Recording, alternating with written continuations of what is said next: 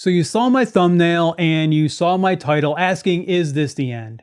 And my answer to that is a resounding, welcome everyone to my review of Karate Kid Legends. We have a lot to get into today, and I want to start off by talking about the things that I didn't like about this movie before I get into the things that I did like about this movie. And one of the things that I really just did not like about this movie was the plot. I thought this plot was overly simplistic, yet convoluted. And I say that because the part of the plot that they should have stuck with, if they just would have done what they did in the movie for that, this movie would have been about 45 minutes to an hour at the most. But they couldn't do that. So they tried to add in this whole other subplot to this movie that was the majority of the first half of the movie that really didn't make sense. It didn't really drive the plot of the rest of the movie forward. It could have just been done away with, and there may have been a few moments of it that you would need to move over into some other aspect to help drive the main plot forward, but it just didn't need to be there. It was a complete waste.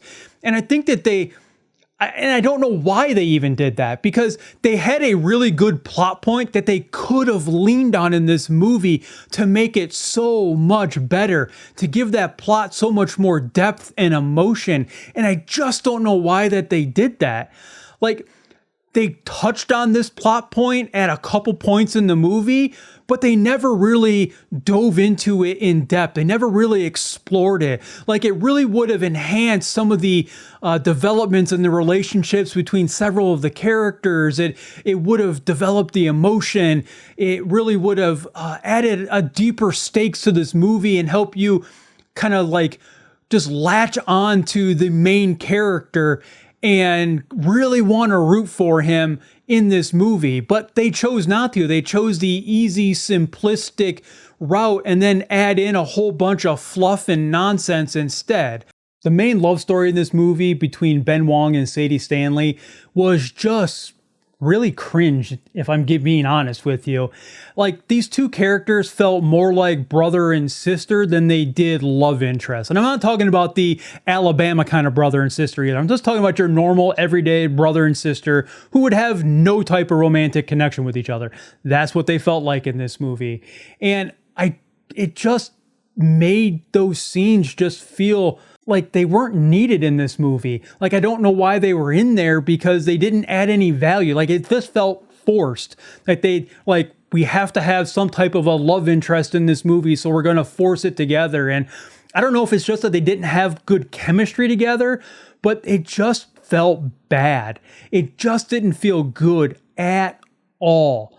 And I wish if they could have made it so much better. We talked about that point earlier in the movie that they could have explored more. And that plot point really could have explored and helped this relationship out, as there were a scene in this movie that our main character, Ben Wang, he reacted in a certain way that kind of caused some friction between them, and they could have went into why he acted the way that he did, which played into this plot point that they just didn't develop. And it could have just added so much more of a connection between them, so a bit more emotion. And I think it really would have helped the development of this love interest, because it would have made it a bit more believable. And they just didn't do it. Again, they took the lazy way out.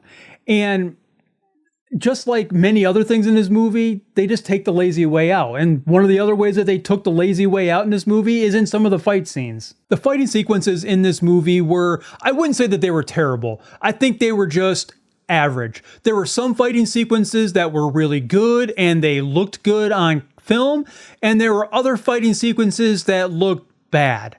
And I think the ones that looked bad were just way over-stylized. It's like they knew that they had a weak plot, so they tried to do something else to kind of make the movie seem just more interesting and kind of draw you in with the visuals, and I just don't think it worked. Like, it really had a kind of a Matrixy type feel where they were just kind of defying the laws of physics, and it just didn't come across well with the way the rest of the movie was shot. So I don't think it did that well. And It really was worse when they added in the two geriatric legends and gave them fight scenes in this movie. Okay, so Ralph Macchio is 64 years old and Jackie Chan is 71. And they both looked every single bit of their age in this movie. They looked old, they looked slow, they looked geriatric, they looked like they should have been walking around with a cane and a walker. Like, it just was bad. Like, I don't know why they needed to incorporate them in any type of action sequences in this movie, because it just didn't look good. Now, Ralph Macchio was by far the worst of the two. He just looked terrible in this movie. Super old, super slow, super uncoordinated. I mean, Jackie Chan, for his age of 71, looked decent for 71. He moved a lot better than Ralph Macchio was moving at 64, so he looked decent. But then again, he still looked slow and out of place in this movie. And they had a fight scene which they shouldn't have had with these two. And these two fought like 6 to 8 different regular middle-aged men who should have just beat the absolute snot out of them, yet they just kind of wiped the floor with them in like 30 seconds. Like, it just didn't make any sense. It just looked just terrible. And there was no real reason for it. And speaking of no reason for it, was the connection between the protagonist in this movie and the antagonist in this movie. There just was nothing there. There was no reason for you to want to root for the protagonist against the antagonist in this movie. Like, it all comes down to a big tournament. Obviously, it's Karate Kid in this movie.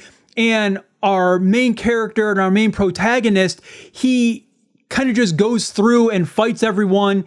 And they all seem the same. Even the antagonist. Even when he gets to the antagonist, it feels no different than any of the other fighters that he fought in this tournament. Now, they did have some back and forth interactions earlier in the movie, and there was a little bit of a love triangle, very minimal part of a love triangle that they didn't really develop, but they tried to make it much more of a big aspect of the movie, and it just didn't hit. Like, there was no reason to want to root for our main character outside of just he was the main protagonist in the movie. So I think they really just kind of fumbled the bag. Again, they could have done so much more. Like, you could look back at the original Karate Kid movie and Johnny Lawrence, and you really wanted to root for Daniel LaRusso against Johnny Lawrence because they made Johnny Lawrence just feel like just a jerk who needed to get his butt kicked.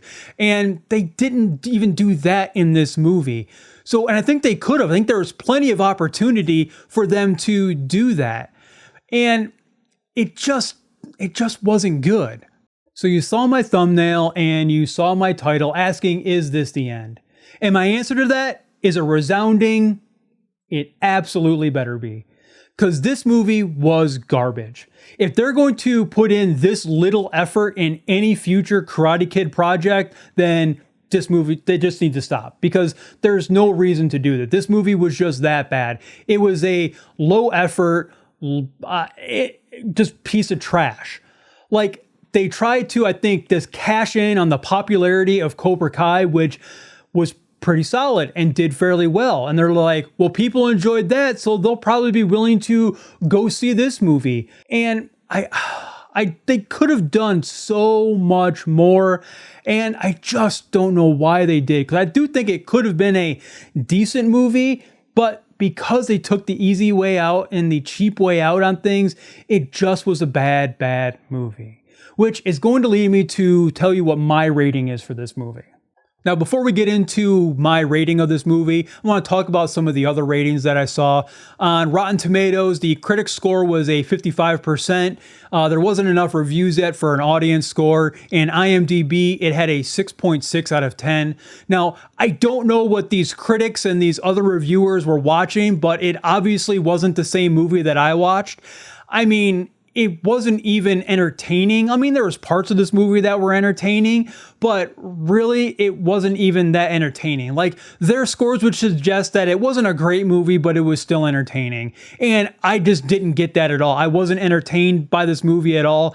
I found myself kind of just scrolling on my phone during this movie because it was just boring. It had no emotional interest into this movie. So I'm going to give this movie a 2.5 out of 10. I think originally I'd given it a 4 out of 10, but as I was putting this review together, I really just was reminded constantly about just how bad this movie was at all these different points. So that landed me down to a 2.5 out of 10.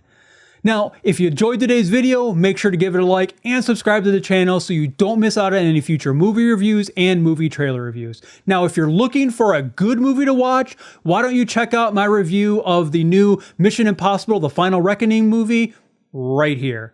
Now, I hope each and every one of you have a fantastic day, and I'll see you in the next video.